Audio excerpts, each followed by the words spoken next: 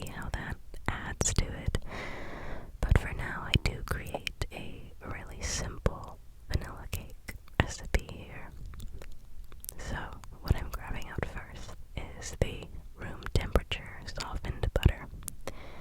And this one is unsalted, but I've found that salted butter really makes very little difference to me. I've tried both many times, and either way, the cake is cake. It's still good. And then over by the bowl, you'll see a little container of milk. That is actually a buttermilk substitute. I do believe that I show myself making that later, so you will see that as well. But I believe I do add a little bit more butter than the actual recipe calls for, but if anything, I thought when I ate it that I could have had more butter. But we're gonna go over now. I set the bowl aside. These clips are not placed perfectly in order, so it's a little strange. But this is where I am making the buttermilk substitute. So since I didn't pick any up, all that you do is you take 1 cup to 1 tablespoon of lemon juice. I know some people use vinegar sometimes, and I was just adding a little extra because I didn't add as much in the first tablespoon, but that is okay, you improvised. And then you just mix that up just a little bit.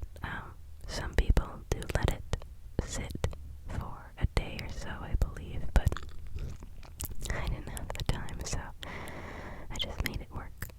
And the buttermilk is great for sort of cutting the sweetness a little bit. It gives it a more of a, it doesn't make it sour in any way, but I think you get what I'm saying here. And then next, what you'll want to do is cream the butter first. This is going to aerate the butter a little bit for the sugar to be added and creamed with it as well.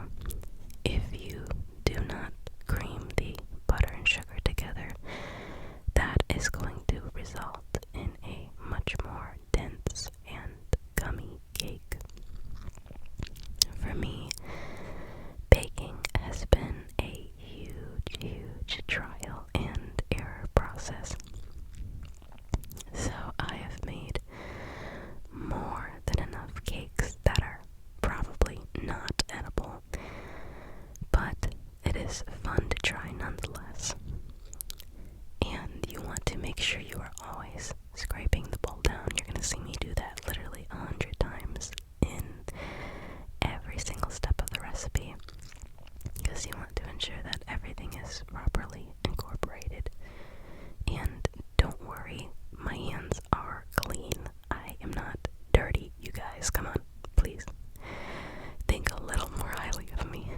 Also, this cake wasn't going to anybody aside from my household, so I'm sure you can imagine in the world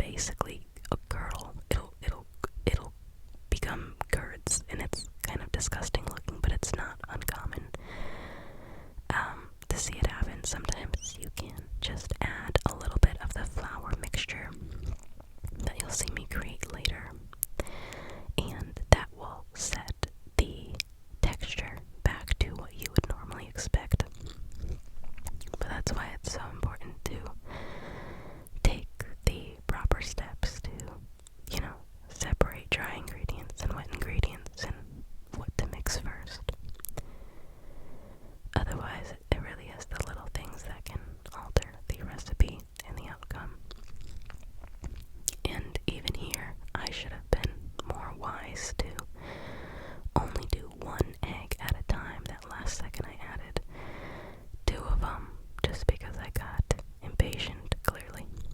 But it's good to add them one at a time to be sure they incorporate fully.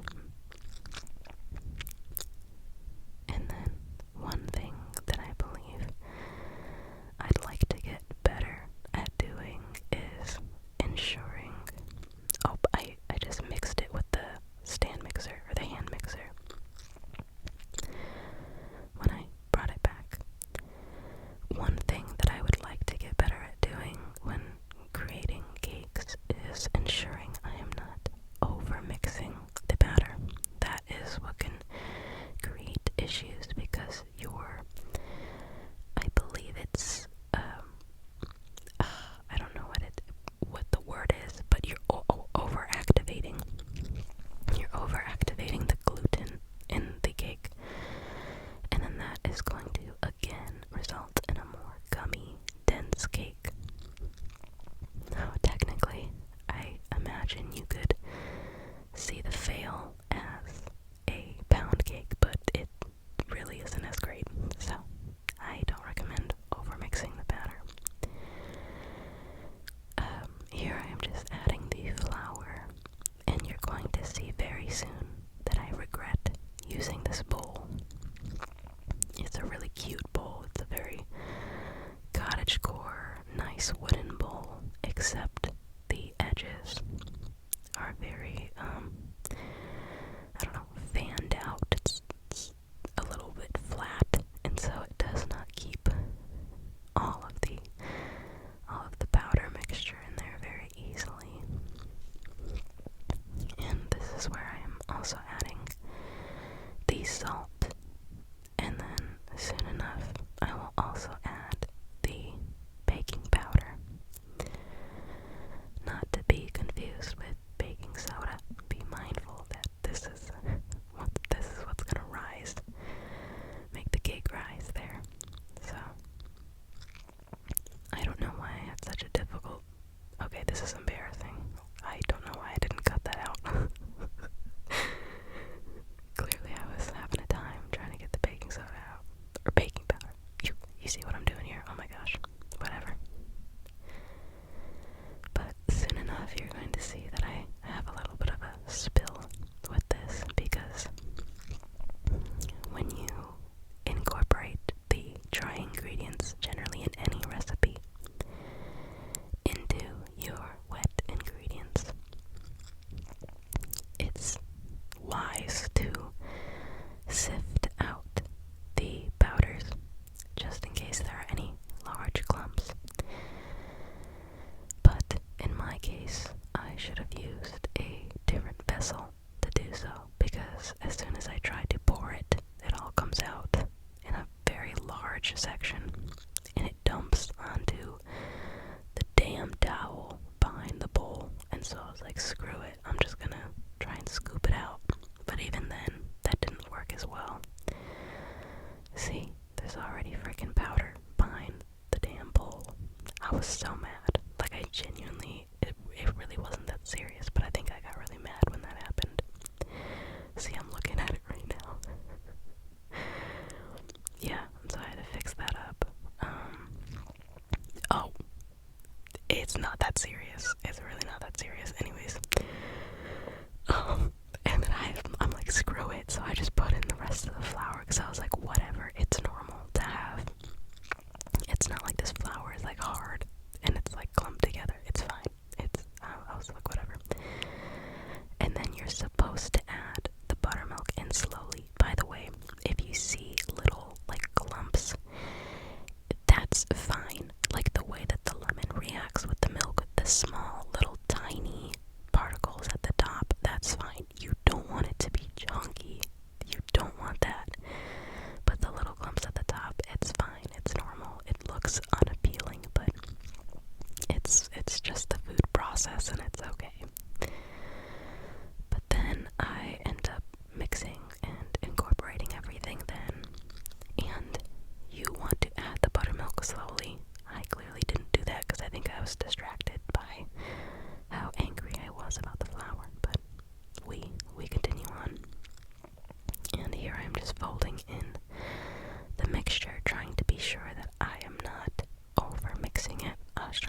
batches of that this time.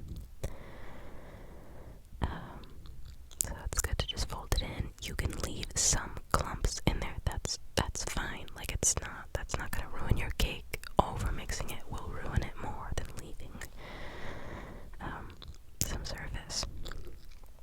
That didn't make sense. Anyways, now I have my two, I believe these are 9-inch pans here, and I'm just sort of gauging how to get my parchment paper to fit in here. I just sort of measure it out halfway, and then I cut out a quarter circle. I'm sure I could do it in eighths, but I didn't. And I do this for both sides, and then I cut out strips as well to line the sides of the cake pan. Just because for me, even though these cake pans are technically, the sides of it are removable, so I can pop out the bottom, I much prefer to have some trust in some parchment paper and cooking spray than to believe that the batter will be totally non-stick inside of the pan. So I line it with cooking spray and then line it again with the parchment paper. Parchment paper never fails me, so I'll always stick to using that in all of my baked goods. And you technically could cut out one long strip to put around it, but I find that that's just not how it works, and it kind of curves in a weird way for me, so I just prefer to cut out smaller strips to use on each of the side, and then I peel them off when the cake comes out of the oven.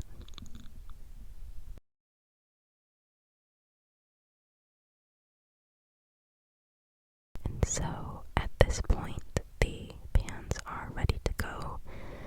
The oven was set to 350, and everything was baked for, I believe, 30 minutes.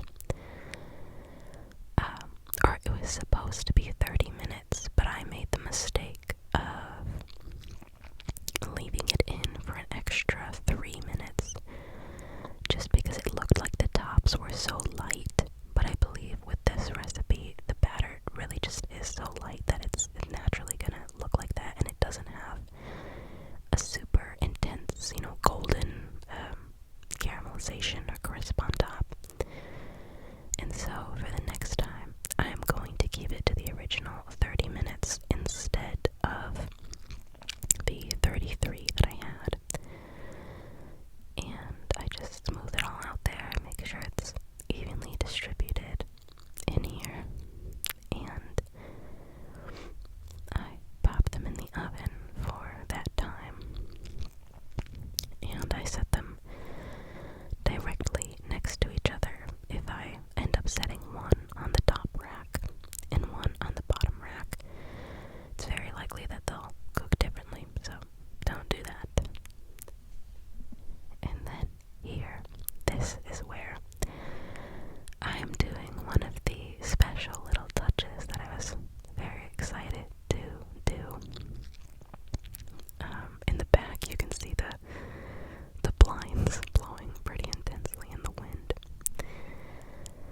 But I'm sure you might be able to figure out what the message is before we even get to the very end, where you see the finished product of the cake.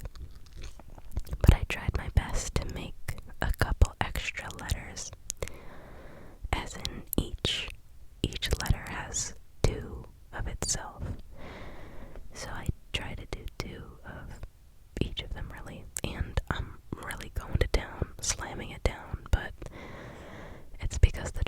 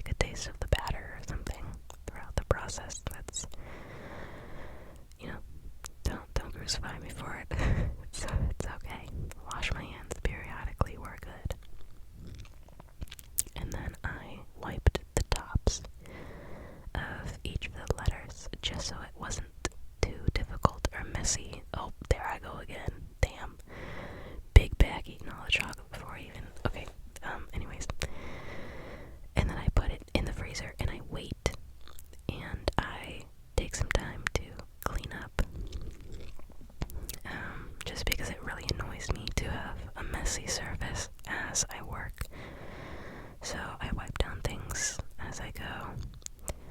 And then at this point, the cakes were ready to come out of the oven. So I set up a little cooling rack just to set them on for the time being. But with me being impatient, I didn't want them to stay in the pans for too long because I knew the pans would take much longer to cool off. So what I ended up doing was, oh, I'm touching the pan even though I know it's hot. Don't know what that was for. But what I end up doing then is I pop them out of the pan to let them cool for a bit. And then I get to making the icing or the buttercream that's going to set it up. So this is going to be both the crumb coat and the filling. But I'll use the same recipe and process to make the outside icing as well. So regardless, it's the same process. But I feel like I kind of underestimate how much icing you can get from so much butter. A lot of the time with buttercream, you can add whipping cream into it to give it more of a literally whipped cream texture. But I find that it becomes too soft to work with whenever I am trying to decorate. What I recommend is a much, I believe it's like a higher fat content butter, and that is really great to work with. You get much more, much stiffer peaks, really. Like that's what you're looking for when it comes to the decorating texture, because once it starts to warm up, which I think could have been partially my fault for the way that I sometimes decorate or the conditions I decorate in. If the frosting is just in too much of a warm environment, it's really easy for it to become too soft to work with, and it loses its shape. But here I am adding in the powdered sugar, and I am being sure that I actually sift it this time, because having smooth powdered sugar is very important to a good buttercream. But in this buttercream, I keep it very, very simple. I keep it just to the butter and the powdered sugar, as well as vanilla, and I add in what you'll see later, some lemon juice.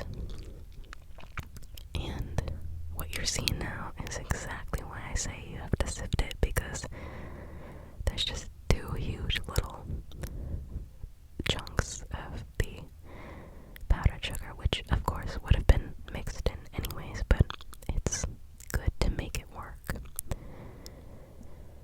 And then I forget the exact ratio of buttercream to, or butter to powdered sugar ratio, but when it comes to making this frosting, I just do it by eye, truthfully. It's likely good to have a good recipe staple for this, but a lot of baking is just adjusting to your taste. So that's what I do largely here. And then I scrape down the bowl again and again and again, just to make sure there's no random clumps of butter, no random clumps of sugar. And then I think it might be at this point that I'll start adding in, yeah, I'm grabbing it out here. I grab out the vanilla extract. And I know it looks so irresponsible of me to just dump it in, but again, you literally just make it and you taste it as you go. You figure out what tastes the best and you add in more things accordingly. And when it comes to working with powdered sugar, I cannot express enough. Mix it without the mixer on first. So get it a little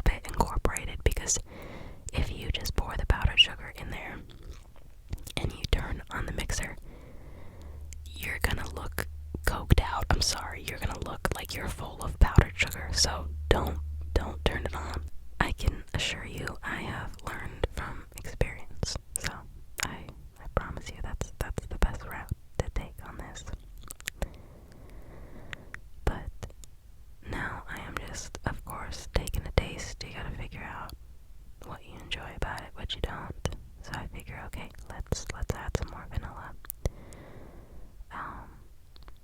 I don't know if that looks like too little to you guys, but vanilla is strong, so we'll be okay. And then I try it again. Oh my gosh, she's double dipping. She's disgusting. Too bad. Okay, this is going in my stomach. Okay, too bad. And then I just keep mixing and mixing and mixing. And then this is where I add the lemon. A lot of the time, this is really good to add in cream cheese frostings. Oh my gosh, that sounds so good right now. It's so delicious. But adding in the lemon juice just helps to cut the sweetness a little bit, gives it a little bit more of that icing tang to it. It's not sour in any way, and you literally can't tell it's lemon, but it again just helps with cutting the sweetness a teensy bit. But when it comes to creating that frosting, you just have to be careful about the liquids that you are adding, because it can become very thin very easily. And if your goal is to create it for flavor and you don't have any intention to really decorate it, that's totally fine. Then you can absolutely work with a thinner icing. But in my case, I wanted the decor to be a little bit more extra, so I had to ensure that there were much stiffer peaks. So here you can see the cakes are out of the pan and they are a great yellow color. Truthfully, I actually prefer a yellow cake over a vanilla cake. The yellow cakes just have more egg yolks. They're generally quite a bit more moist, in my opinion, but I just figured I would just do a classic vanilla for the sake of this video, and for the sake of making sure I could decorate it without it crumbling up or peeling too easily. So here I am just filling the piping bag, and honestly I have thought about buying larger piping bags just because these smaller ones don't really cut it for me. I feel like you have to fill them up so often, and that gets annoying. But oh, I tasted again. Girl, come on. But then I just add a little glob to the actual cake base, and then I have a little Lazy Susan underneath it. I don't know why I keep using the word little. None of these things are little, but that's just my vocabulary. And I make sure it is secured down. And then I am going to start by setting up the filling, which is going to be that buttercream as well as the jars of raspberry preserves. For the actual raspberry preserves, I didn't put as much filling as I would normally for a cake, but I simply used these for the sake of using them up. A lot of the time we'll use those things for like charcuterie boards and stuff like that, but we had so many of them that I was like, might as well. And what I'm doing when I'm creating, this whole layer of the icing is I'm trying to create a wall so that the raspberry preserves don't, pop out of the sides at all. And it doesn't super easily soak into the bottom of the cake as well. So I'll end up taking a little bit of this frosting off just because I want the base to be flat enough so that everything sits flat. And even then, I think I could have leveled the cakes a little bit better than I did, just because it had a slight tilt, but after you decorate it, you really can't tell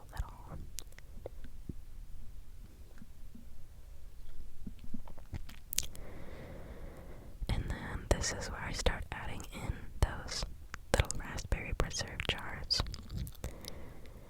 I feel like I am breathing so heavy, you guys. I think that this is a pretty universal experience for other ASMR artists, but when you're doing close and clickier whispers, you feel like you're out of breath. So I am literally, if you can imagine it, pulling the mic away from my face just so I can breathe, so that you guys don't think that I'm so out of shape that I can't even whisper. That could be the truth, but shut up. So now we're adding more raspberry. If anything, I wish I kind of added a little bit more, but you live and you learn, you do it, you figure it out, you're good. I suppose it was better that I added some rather than none at all, because I think a fruit filling in a vanilla cake is so good. Like, it just adds a little bit more than just the vanilla on vanilla icing. But when it comes to my favorite cake, back to the yellow cake, I really don't think anything, well, honestly, a good chocolate cake with chocolate frosting, like warmed up, is really good, but yellow cake with chocolate frosting, honestly, it's still on top for me. Like, nothing has beat it yet, so I don't know, at least when it comes to like just homemade cakes. And then I am spreading out that filling there, just so that it's evenly dispersed in each slice. And then I am going to add that last cake layer on top.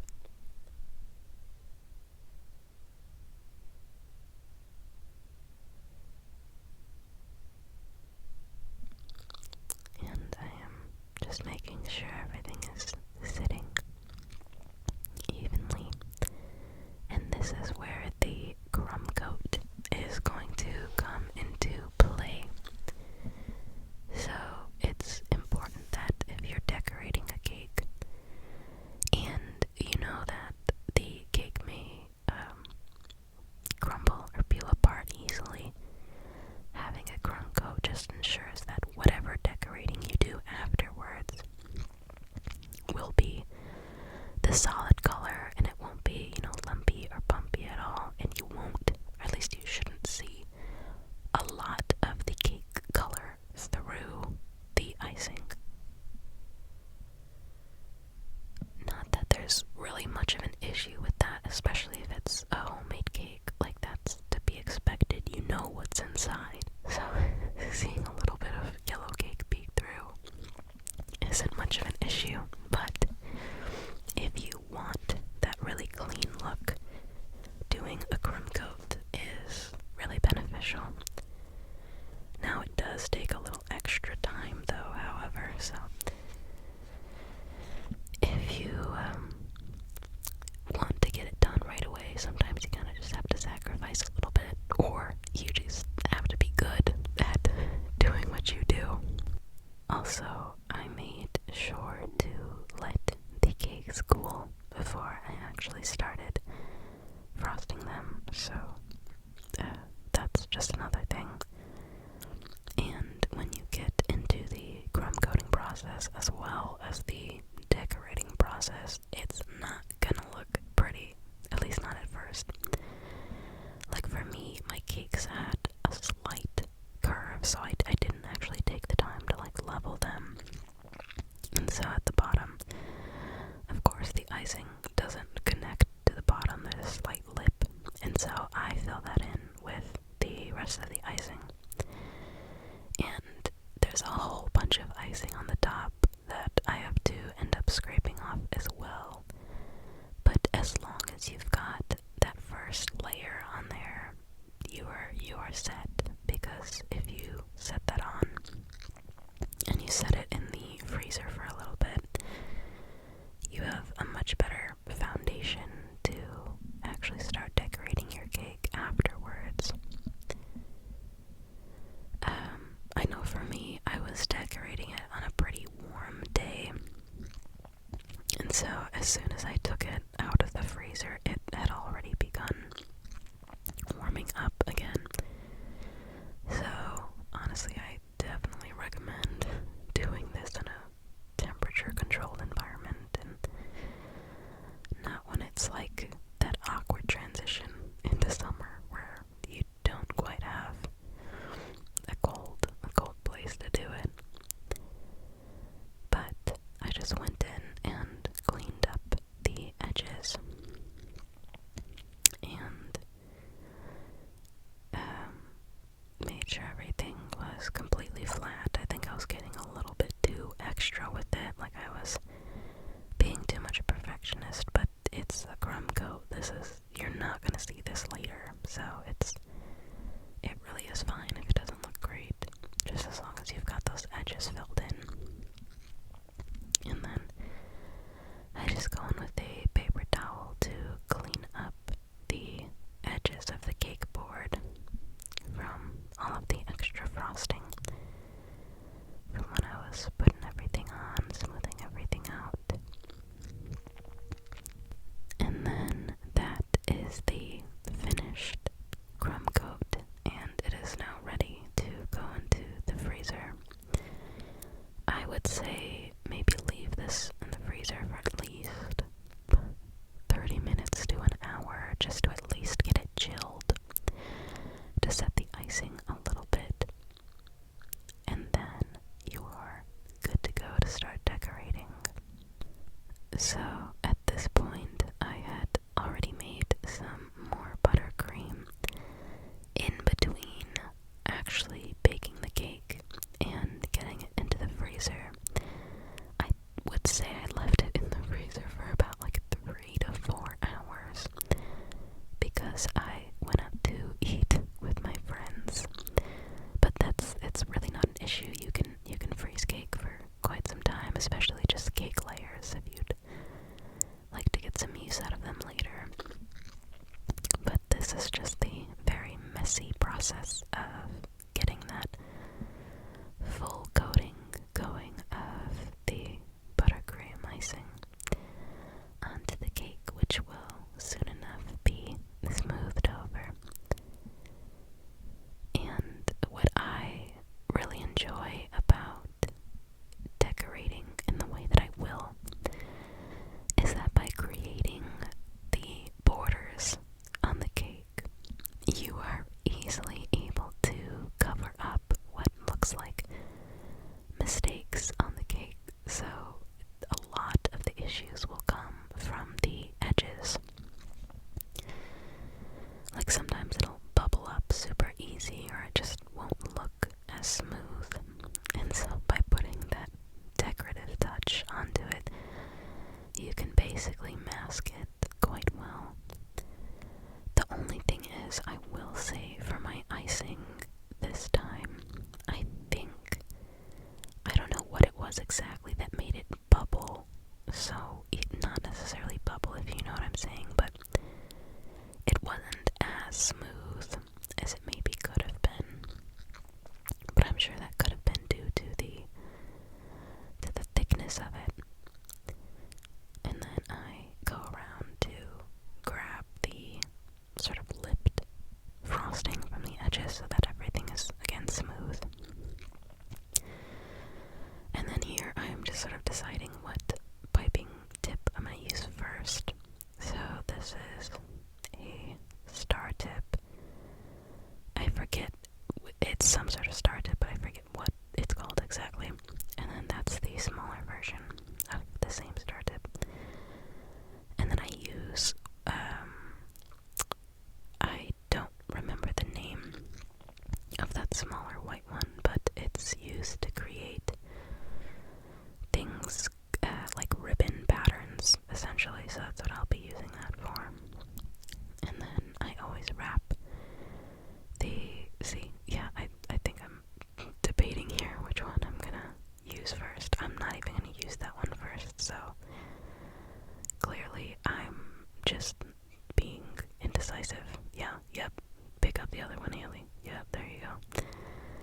I always wrap it over my hand to make the filling process easier, but I've seen people use cups before I've used that too. It works quite well. You just set the piping bag inside of a cup and you wrap it around the edges, or the top of the bag around the edges, and then you just fill it up like that so that it's got a good base to be stable with. Also, if you saw in the background that little towel was added, it was because I was looking at it and it just looked too bare, and so I added the same little candle decor I had before in the kitchen. And if you notice that my coffee bar island sort of thing in the back looked super full, that's because I moved some of the things from our kitchen counters over to that little coffee bar because I wanted it completely clear for all the ingredients and sort of set up. So normally it doesn't look that crazy, but that was my doing. And here is where the Lazy Susan, or the, turntable, comes in handy for cake decorating. I, of course, am not as skilled. I wouldn't even say I am skilled, quite frankly, because I do go a little bit slower.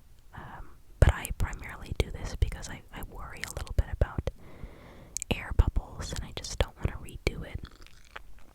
So it helps to kind of squeeze the frosting bag a little bit before you start icing, so that you can remove any of those extra air bubbles and have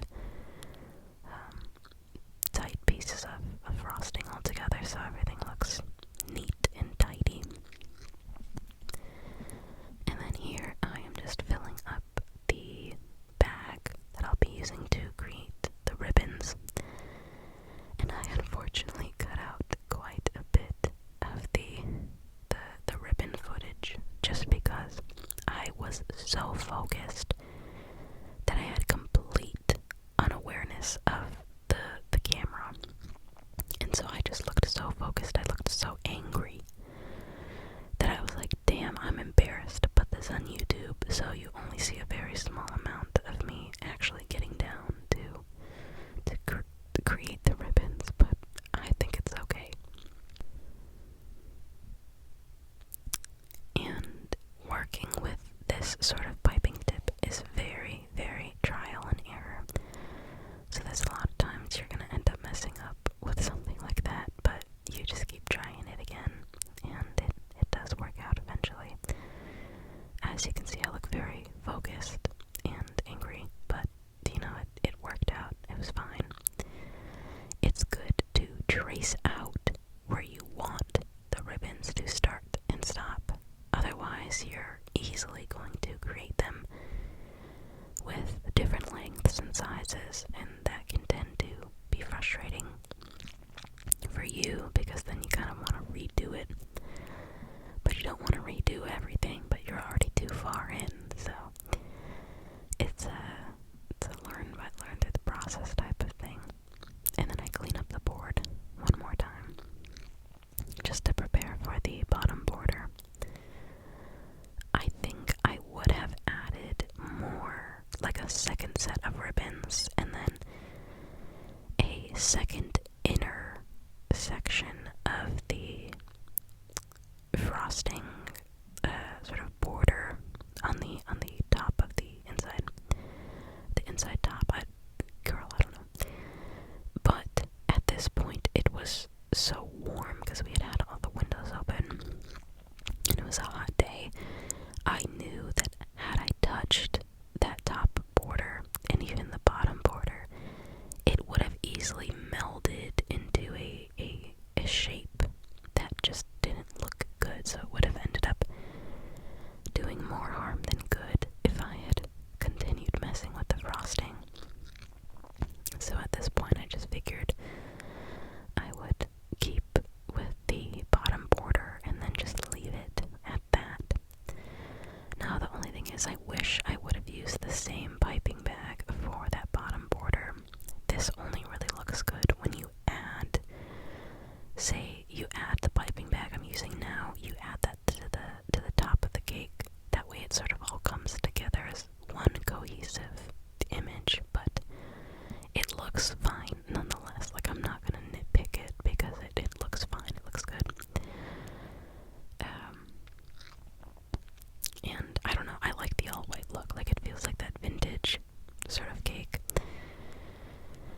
intro, excuse me. But then this is where I am adding that special little message for you guys. And I'm just matching out where I'm going to put each letter so that they are centered properly.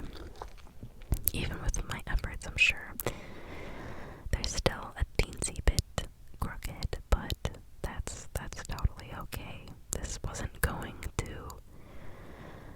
a baking show, so I think I'm okay. But I likely would have done maybe a little better with some larger letters, but for my short message, this worked well enough. And of course the camera is mirrored because I'm using the front camera, so it looks a little dog and unintelligible, but you get the idea here. It's going to end up saying thank you, if you couldn't already tell, because this is a cake for you guys. This is a thank you, a lovely, lovely thank you to all of my wonderful subscribers.